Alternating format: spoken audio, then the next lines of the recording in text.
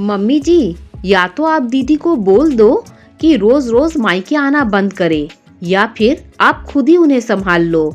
मैं यूं हर रोज छुट्टी तो नहीं ले सकती हूँ ना।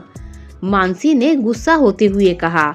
बहू बोलने से पहले एक बार सोच तो लो कि क्या बोल रही हो। तुम होती कौन हो ये कहने वाली कि मेरी बेटी को मायके आना है या नहीं आना है।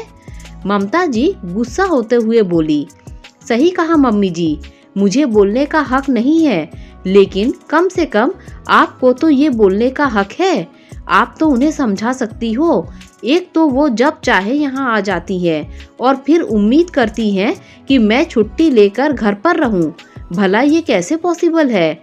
नौकरी करती हूँ, मुझे भी 10 जवाब देने पड़ते हैं। बड़ी तेरी कमाई से हमारा घर चल रहा है तो इतना एहसान जताती है। तेरी नौकरी के चक्कर में मैं अपनी बेटी का मायका खत्म नहीं कर सकती। अरे जब मेरी ननद आती है ना, तो मैं अपना हर काम कैंसिल करके उसकी सेवा में घर पर हाजिर रहती थी। तेरी तरह नाटक नहीं करती थी। पर तुम आजकल की लड़कियों को तो रिश्ते सुहाते कहाँ है, और कौन सा तुम सारी चीज खुद बनाती हो। हम तो एक एक पकवान अपने हाथों से बनाकर खिलाते थे, और तुम लोग काम चोरों की तरह आधे से ज्यादा सामान तो बाजार से मंगवा लेती हो, जैसे मुफ्त का आता है सब सामान। मेरी बेटी तो आएगी और जरूर आएगी, तुम्हें जो करना है कर लो। ममता जी एक तरह से ऑर्डर देकर अपने कमरे में चली गई। मानसी की समझ में ही नहीं आया कि वह क्या करे।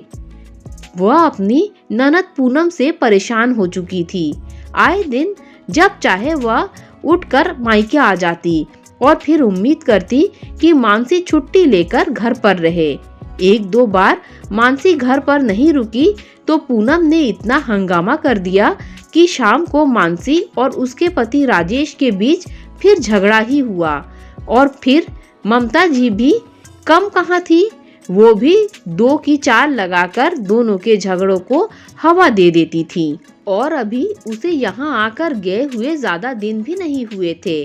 पिछले सप्ताह ही तो 2 दिन के लिए रुककर गई थी और आज फिर आ रही है। नंदोई जी का मार्केटिंग का काम है, आए दिन उन्हें बाहर जाना पड़ता। अब तो जब भी बाहर जाते पूनम अपने मायके चली आती। सास ससुर तो वैसे भी जेठ जेठानी के पास रहते थे, इसीलिए कोई जिम्मेदारी भी नहीं थी और ना ही कोई बच्चे थे जो स्कूल जा रहे हो। अकेले रहती थी, इसीलिए जब चाहे यहाँ चली आती थी। लेकिन फिर यहाँ आकर वो मानसी से उम्मीद करती थी कि मानसी घर पर ही रहे, जबकि मानसी एक नौकरी पेशा महिला थी। मानसी और राजेश का 10 साल का बेटा था जो स्कूल में पढ़ता था। मानसी उसी के स्कूल में पढ़ाती थी। जब पिछली बार पूनम यहाँ रहने आई थी, उस समय स्कूल में एग्जाम चल रहे थे। किसी भी टीचर को छुट्टी लेना अलाउड नहीं था, इसीलिए मानसी सबके लिए सुबह खाना और नाश्ता साथ ही बनाकर रख गई थी। जब पूनम ने यह देखा तो वो नाराज हो गई और ममता जी के सामने शिकायत करते हुए बोली, क्या मम्मी यही इज्जत है क्या मेरी? भाभी के होते हुए ठंडा खाना खाना पड़ेगा। इससे तो यहाँ ना आती तो ही अच्छा था। कम से कम अपने घर पर अपने हिसाब से बनाकर खा तो लेती। अब बेटा मैं क्या करूं? छुट्टी लेने के लिए कहा था, लेकिन उसने तो बहाना बना दिया कि स्कूल में परीक्षाएं चल रही हैं, छुट्टी नहीं मिलेगी। ला मैं ही गरम करके ला देती हूँ। ममता जी भी बेचारी बनते हुए बोली, क्या मम्मी इतना सिर चढ़ा रखा है आपने भाभी को? एक ही ननद हूँ, उसके लिए भी छुट्टी नहीं ले सकती? अरे टीचर ही तो है, कौन कहीं की प्राइम मिनिस्टर है जो छुट्टी नहीं ले सकती? उनकी कमाई के बगैर आपका घर नहीं चलता क्या, जो उनसे छुट्टी नहीं करवा सकती थी आप? जो तू मुझे सुना रही है ना, वह तेरे भाई को सुनाना। दोनों पति पत्नी मुझे समझते ही क्या है, घर पर चौकीदार बनाकर छोड़ जाते हैं, जो यहाँ बैठकर उनके घर की रखवाली करती रहती हूँ। ममता जी ने कहा, आने दो आज भाई को, मैं ही बात करती हूँ। आखिर एक घर की बहू के लिए पहले उसका घर होना चाहिए। अभी आप हो तो मेरी इज्जत है, कल तो भाभी मुझे बुलाएगी ही नहीं। पूनम ने कहा। दिन में मानसी जब आई तो वह काफी थक चुकी थी। खाना खाकर थोड़ा बहुत काम निपटा कर वह अपने कमरे में आकर लेट गई और शाम को उठकर खाने की तैयारी में लग गई। इस बीच उसकी और पूनम की ज्यादा कोई बातचीत नहीं हुई, लेकिन शाम को जब राजेश घर आया तो पूनम और ममता जी दोनों मुंह फुलाकर सोफे पर बैठी हुई थी। राजेश थका हारा तो घर में आया ही था। पता नहीं ऐसा क्या कहा पूनम ने जो वो मानसी से नाराज हो गया।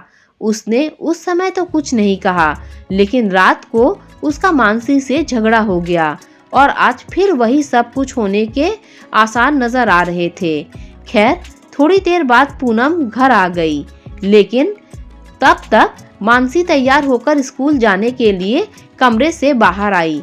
ये देखकर ममता जी ने कहा, बहू तुझे कहा था ना मैंने कि पूनम घर आ रही है, फिर तू कहाँ जा रही है?